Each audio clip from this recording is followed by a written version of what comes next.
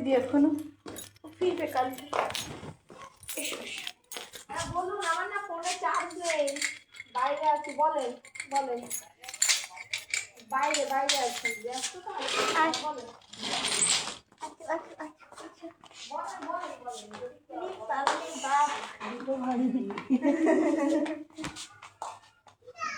আচ্ছা তবে বাড়ি গিয়ে ওই বাবা প্রণাম করতে হবে না রে শোনা তো, ওই মা ওকে প্রণাম করছে আমার।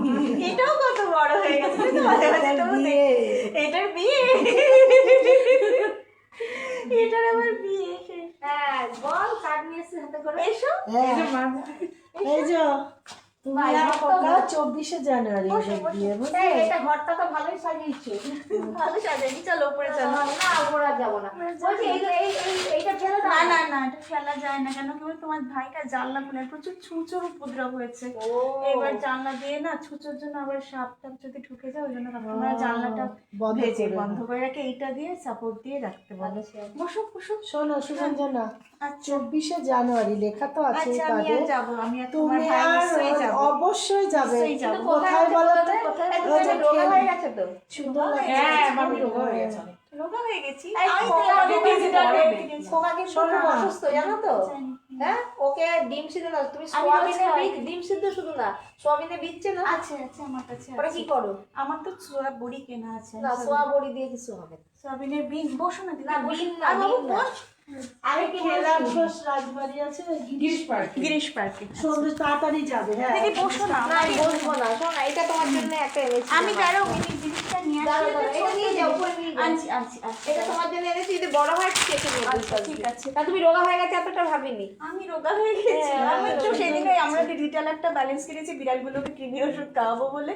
দেখলাম আমার 63.5। তোমার ভাই তো ওজন খুব কমে না গেছে। তো খোকা খুব অসুস্থ, তুমি আগে সোয়াবিনের বীজ কিনতে পাওয়া যায়, ওটা ভিজিয়ে পরের দিন ওটা খোসা ছাড়িয়ে খাওয়া, আমন্ড খাওয়াও, কিশমিশ কাজে খাওয়া, ওর অবস্থা কিন্তু যে কোনো দিন যে কোনো রকম খারাপের দিকে চলে যেতে পারে।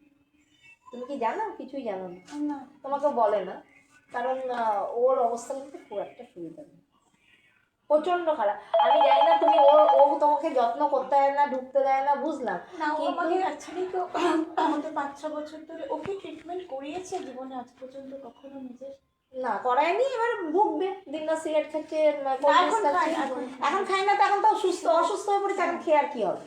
এখন তো যে কোনো দিন যে কোনো কিছু হতে পারে, তুমি জানো তো, যে কোনো দিন যে কোনো কিছু বাড়াবাড়ি হয়ে যেতে পারে। এবার আমি তো সেই পরে, এবার তুমি ওকে একটু যত্ন করো। কিভাবে যত্ন করবে?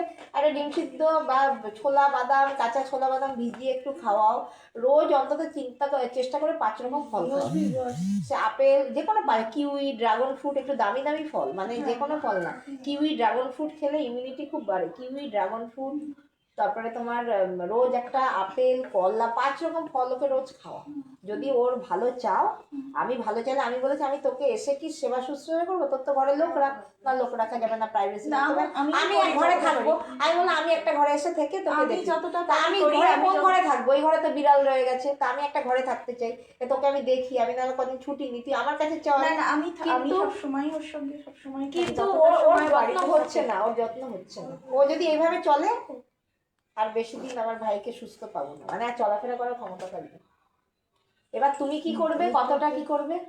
হ্যাঁ মানে থাকে তো দেবো সুরঞ্জনা যেও কিন্তু। হ্যাঁ মানে তুমি একটু যত্ন করো না। ওই যে স্প্রাউট গুলো বললাম না, মানে ছোলা, কাঁচা বাদাম, কাঁচা সবুজ মুগ, আর হচ্ছে সয়াবিনের বীজ, আর হচ্ছে আমন্ড, এগুলো খোসা ছাড়িয়ে প্রতিদিন মুড়ির সাথে এটা খাওয়া।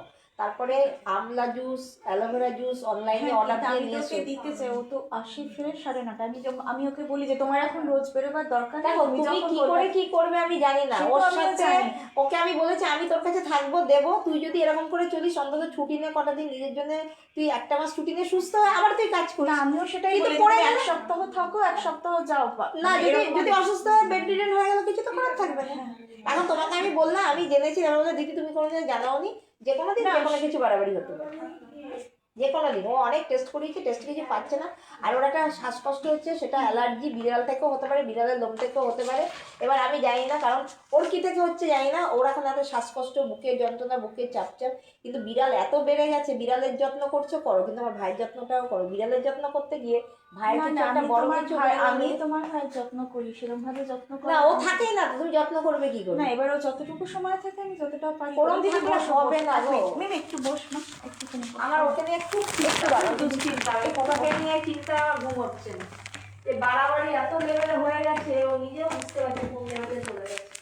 আর কোনো 3টে প্রাণায়াম ওকে আমি বলেছি, ও ভ্রামরী আর অনুলোম বিলোম অনলাইনে আছে। ওর তবে গলার প্রবলেমটা কমে যাবে ওম করলে, ভ্রামরী আর অনুলোম বিলোম। হ্যাঁ, ও আমাকে বলেছে দিদি, আমাকে এখন তো দিদি তোমাকে খুব ভালোই বাসে। না ভালোবাসা না, না, সে- সুস্থ হোক সেটাই তো চাই। একটু বসো দিদি, এক মিনিট একটু বসো। আচ্ছা, ওর একটা রিপোর্ট আমার কাছে আছে, তুমি কি রেখে হ্যাঁ হ্যাঁ, আমি নেবো একটু, আর একটু আসছি, দাঁড়াও, মিমিকটা নিয়ে আসি।